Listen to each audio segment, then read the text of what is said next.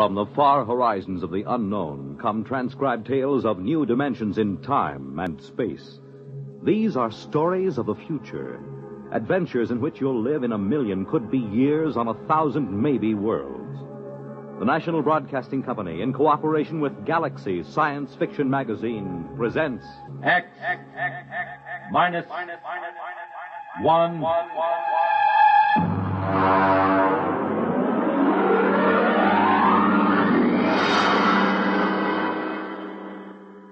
Tonight, a story by Frederic Pohl, Tunnel Under the World.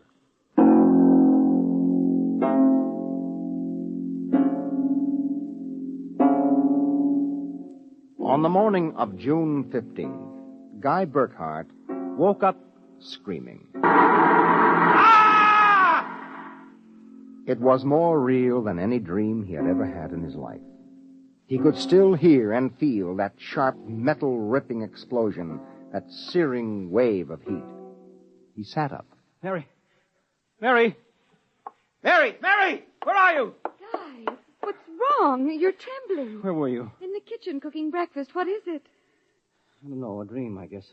An explosion. Did you say an explosion? Yes. But that's the dream I had.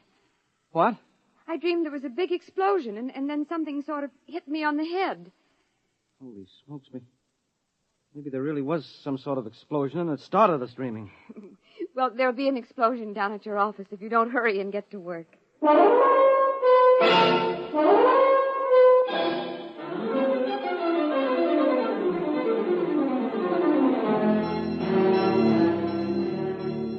Coming in on the bus, Burckhardt watched to see if there was any evidence of an explosion. There wasn't. If anything, the town looked better than ever. The only thing that seemed strange to him was the fact that none of the usual crowd was on the bus. He was a little relieved when his old pal, Henry Swanson, finally got on. Excuse me. Henry! Pardon me, sir? Henry, what's the matter with you? It's me, Guy Burckhardt. Burckhardt? Sorry, I don't believe we've met. What? Henry, for Pete's sake, it's me. If you'll excuse me, this is my stop. Well, I'll be... How do you like that?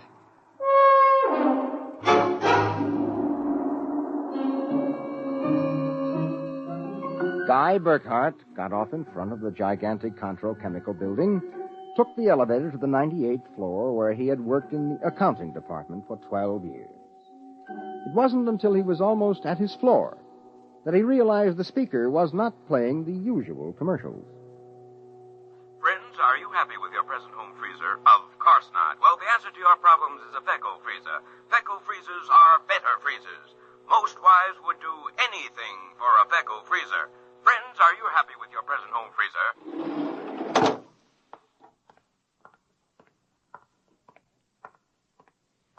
Morning, Miss Horn. Good morning, Mr. Burckhardt.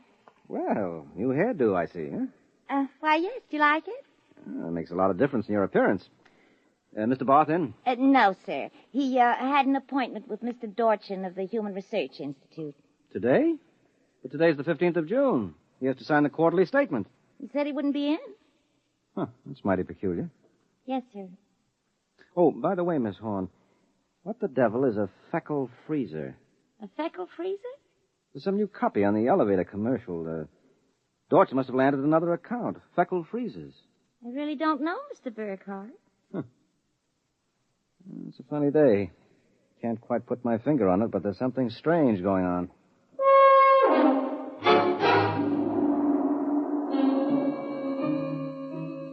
He couldn't shake the thought out of his mind. It persisted all through the day and through dinner. He was still brooding as he and Mary got ready for bed. Tired, dear? Oh, no. Anything wrong? I don't know. Well, I guess I'll get a good night's sleep. Coming? I think I'll sit up and read for a while. Well, good night, darling. Night, dear.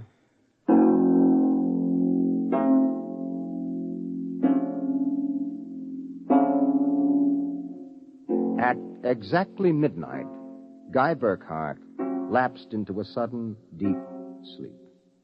And the following morning, he woke up, screaming. Guy! Darling, what is it? What's wrong? Oh, nothing. Bad dream, I guess. Oh, you gave me such a shock. I seem to be having a lot of nightmares lately. Really? Yes, the one I had yesterday. This was the same. A big explosion and then nothing. You had a dream yesterday? Well, of course I did. You had the same sort of dream. I? Guy, you're mistaken. I don't remember dreaming. Oh, now, Mary, you told me. Guy, you're mistaken. But, Mary, you... Maybe you dreamed I had a dream. Maybe... Well, yes, I might have done that, I suppose. Everything did seem sort of strange yesterday. Oh, that's probably it. You better get dressed, dear. Today's the 15th. That's when the quarterly statement... 15th? Yes. Well, it must have been a dream, because yesterday was the 15th.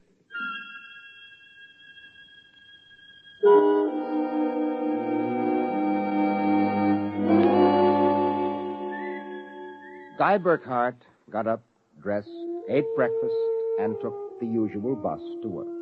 Once again, everything seemed even brighter and newer than usual. And once again, he was puzzled when he noticed none of the old crowd on the bus. Pardon me, please. Look, don't shove so. Oh, morning, Henry. Morning. For God's sake, don't talk to me. What is it? You being followed or something? Don't you know? I was sure you remembered. Remembered what? I can't talk. This is my stuff. Will you excuse me, please? Well, Henry, for Pete's sake.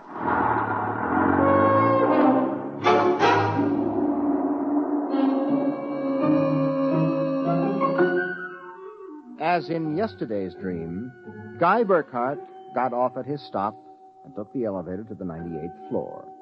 The speaker in the elevator purred a new commercial this time. Marlin cigarettes. They're sanitized. Does your present cigarette make your throat feel raspy and unpleasant? Marlin cigarettes contain a miraculous new drug which actually gives you the sensation of smooth, creamy smoke. Marlin cigarettes. Marlin cigarettes. He walked down the marble corridor to his office. Good morning, Mr. Burckhardt. Good morning, Miss Horn. Do you like my new hairdo? Yes. Is Mr. Barth in? No, sir. He had an appointment with Mr. Dorchin at the Research Institute. I know. You know? Well, I guessed it anyway. And today is the 15th of June, and he won't be here to sign the quarterly statement, and I'm going nuts. Let me have a cigarette, will you? Yes, sir. Try one of these. They're Marlins. I never heard of Marlins before today. What are we, a bunch of guinea pigs? Something wrong, Mr. Burckhardt? Wrong? Perish the thought, Miss Horn. Perish the thought.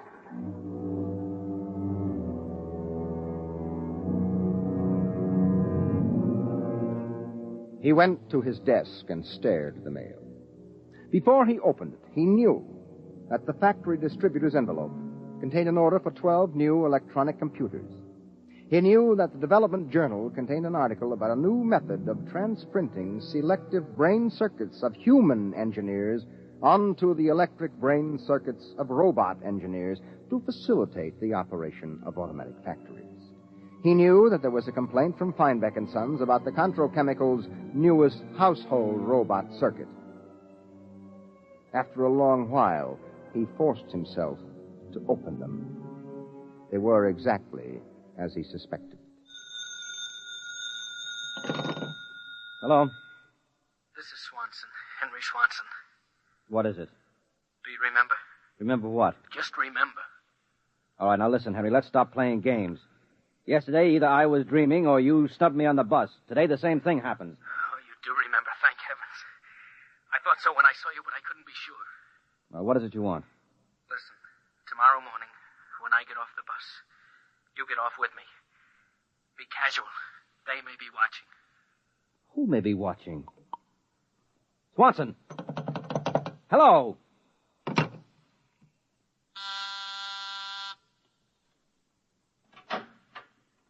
You buzzed, Mr. Burckhardt? Yes, I'm still out of cigarettes. Would you buy me a pack of Kelvins? Wouldn't you rather have Marlins? I smoke Kelvins. But, Mr. Burckhardt, Marlins have that soft, creamy smoke that's so soothing to your throat. Oh. You really believe that stuff? Well, it's true. I wouldn't say this, Mr. Burckhardt, except that, well, I've gotten to know you pretty well, and I've grown to admire you so much. I see. Would you mind, Mr. Burckhardt, if I told you that for months now I've wanted to, well, just comfort you? I know how troubled you've been. Well, you've never mentioned your feelings before, Miss Horn. April. My first name's April. Well, that's a pretty name. You see, I do have your welfare at heart. That's why when I see you smoking Kelvins and I know Marlins are so much better, won't you let me buy some of them for you, huh? Well, I suppose so. Why not? Here, bring me a carton. Oh, thank you, Mr. Burckhardt. Guy. I think you ought to go. I'll be back.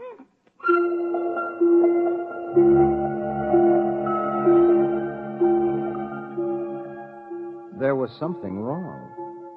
Something definitely peculiar about what was happening. The call from Henry Swanson. The strange behavior of his secretary, Miss Horn. These new products, the dream. Guy Burckhardt went home that night feeling like a man in a nightmare. Is that you, dear? It's me. Did you have a good day? Fair. Oh, before you sit down, will you go down in the cellar and put in a new fuse? The switch in the hall closet blew out. I shut it off. Okay. Supper will be ready in a minute, so don't start fooling around with that old boat hull you've been building. I won't.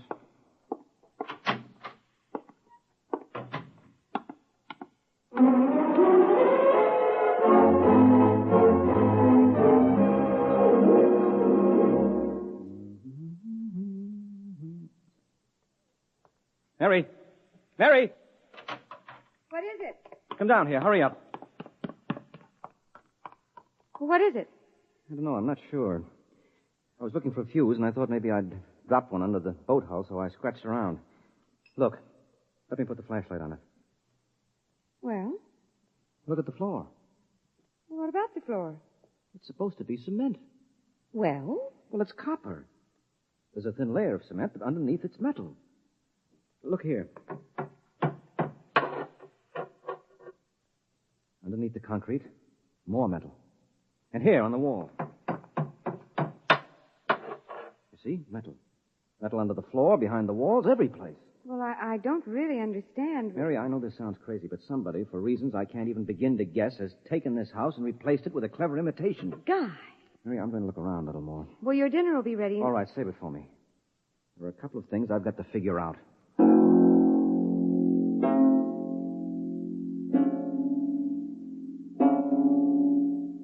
The following morning, Guy Burckhardt woke up screaming. He dragged himself into the kitchen where his wife Mary was preparing breakfast and discovered it was still June 15th. Mary, where's the morning paper? Where is it? It's outside the door, I guess. Uh-huh. June 15th. You'd better hurry, dear. Today's the day Mr. Barth fills out the quarterly tax return. Oh, no, it isn't. What? He won't be there. He'll be at a meeting with that crackpot Dorchin at the Human Research Institute. Mr. Dorchin? He'll be there. And Miss Horn will have a new hairdo, and the elevator will be selling some new product, and Swanson... What about Swanson? Swanson, he said... I wonder if it's going to be the same today, or whether... Guy, what in the world are you talking about? Huh? Nothing. Never mind. Where's my coat? You haven't had any breakfast, I don't want to miss my bus. I'll see you tonight. Guy Burckhardt got on his bus. There were the same unfamiliar faces, the same unusually new-looking buildings, the same unusually bright sunshine. And on the customary corner, Henry Swanson, pale and furtive, climbed aboard. Excuse me, sir. It's quite all right? Do you remember the phone call? Yes. Oh, thank heaven. Get off at the next corner and follow me. Where are you going? There's an excavation for a building about a block down. Make sure you aren't followed. I'll go first.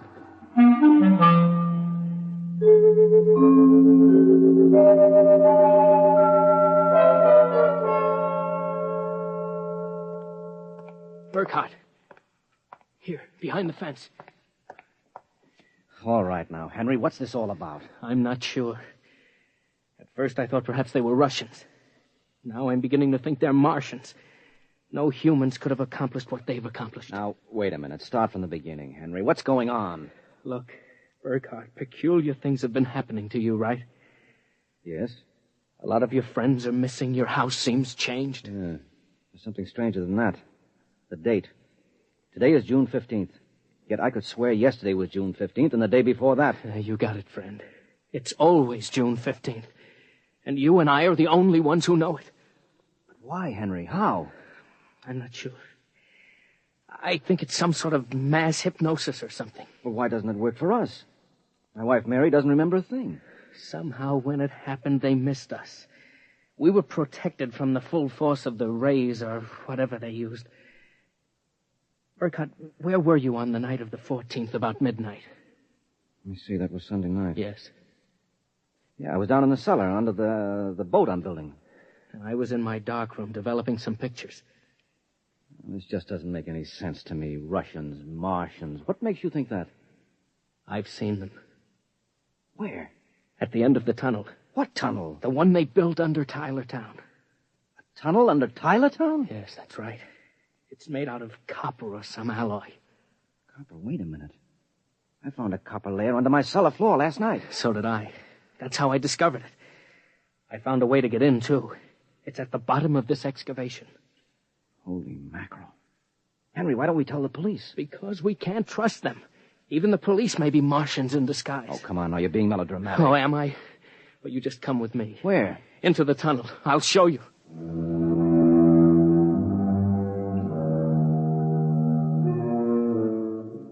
Henry Swanson led Guy Burckhardt to a small hole in the side of the excavation. There he removed a cut-out piece of metallic substance, and they crawled into a dimly lighted tunnel. They walked for what seemed like 2 miles until Swanson held his finger to his lips. We've got to be quiet now. Henry, this is fantastic. They've got a tunnel right under the whole town. Oh, you haven't seen anything yet. There's a room a little farther down. We'll be able to look through a glass in the door. Is it safe? It's perfectly safe, unless one of them comes along. Oh, come on. Okay. Here. Now, Burckhardt, look through this glass. Now, just so I know I'm not completely insane, tell me what you see. Good Lord. Well? A tremendous panel with dozens of telescreens. And in front of each, a servo robot. They seem to be computing something. Yes, I've watched them. They're evaluating data from the screens. Have you gotten a chance to look at the data on those screens? No. I've been afraid to go in. There might be a warning circuit somewhere. Well, if we knew what those robots were working on, we could go to the authorities. I'll risk it if you will. All right, it's worth a chance. We're lost anyway. Okay. Open the door.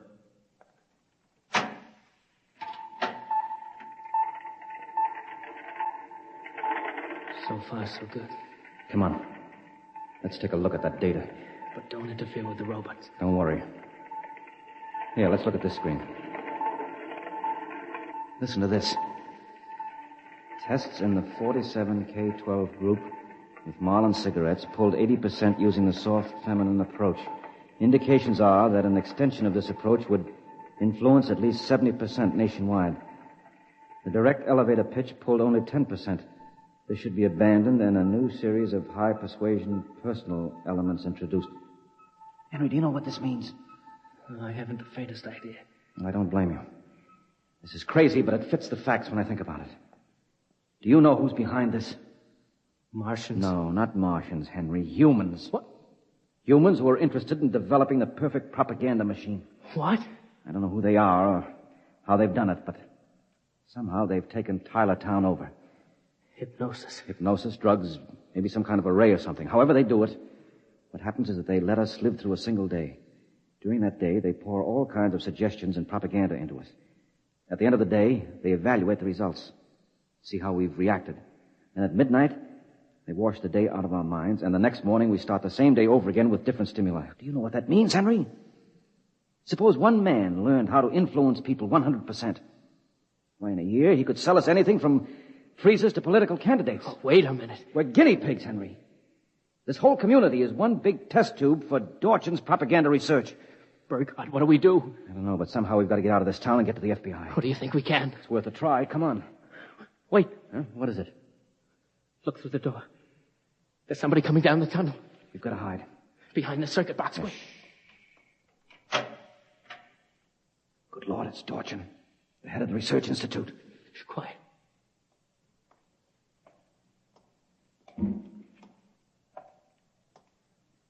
All right, Burckhardt, come out. We know you're in this room. Miss Horn has informed us that you remember. I must warn you that it's useless to buck us. Come out peacefully. Let our maintenance crew adjust you properly so you don't remember from one experiment to the next. It will be quite painless. If you don't come out peacefully, we'll have to get you. Henry, take this wrench. When I give the word, jump him. But he may be armed. Well, we've got nothing to lose. Very well. I'm coming after you. Now! Burckhardt, I've killed him. Now, wait. Get his coat unbuttoned. Maybe his heart is still beating. Henry! What is it? What's wrong? Look underneath his coat. Heaven help us. It's a robot. A humanoid robot designed to look like Dorchin. Come on, let's get out of here. Wait. What's that? It's a loudspeaker. I told you it was useless, gentlemen. Who are you? Mr. Dorchin, naturally. The real Mr. Dorchin. What are you trying to do to us? Merely trying to prevent you from damaging my experiment, gentlemen. You can't get away with this, Dorchin. Sooner or later, somebody, the FBI or somebody, is going to get wind of this madness. Really, Burckhardt, you're quite naive. Now, why not be reasonable and let the maintenance crews adjust you? And if I refuse, I suppose you'll kill me. That would be quite impossible. Oh? You see, Burckhardt, you're already dead. Dead? You're shocked. It's quite true. You and everyone else in this town were killed by a premature atomic blast at the Condro chemical plant. The blast occurred at 7 a.m. on June 15th. That is the last thing imprinted on your minds. That is why you wake up screaming each morning. No, it isn't true. But it is. What I and my associates did was take the brain circuits from your dead bodies. We stored them in electrochemical batteries till we had a chance to rebuild the cities and begin our tests. Do you think I believe a fantastic tale like that? I imagine you find it incredible. Of course, we didn't rebuild everything exactly. After all, it only has to last for a single day, June 15th. At midnight, we turn off the power and wash out the memory of the day. You and your friend Swanson, unfortunately, have defective circuits. You remember. Burckhardt, it's no use. We're trapped. Give up. No, not me. What can we do? We can make a run for it down the tunnel. Come on. It's useless, Burckhardt. Keep going. It's useless, useless, useless.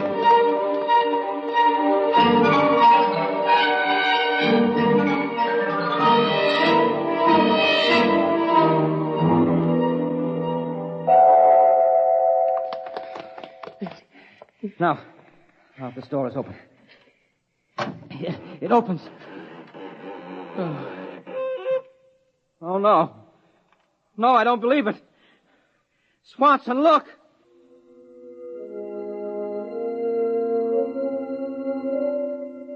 They were standing on a ledge of smooth, finished metal. At their feet, the ledge dropped away into a chasm so deep they could not see the bottom.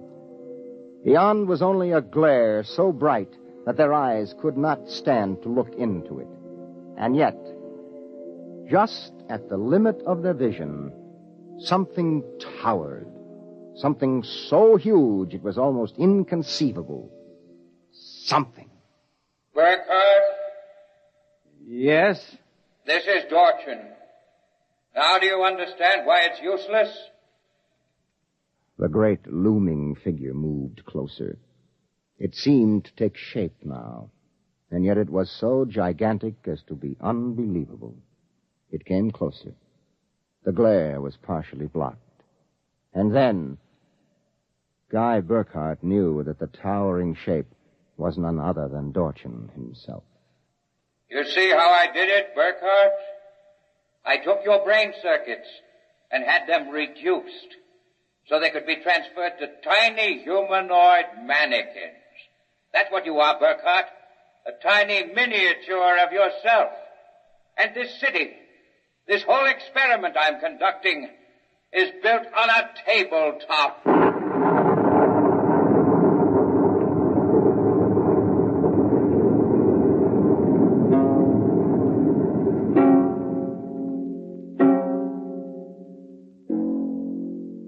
It was the morning of June 15th, and Guy Burckhardt woke up out of a dream screaming.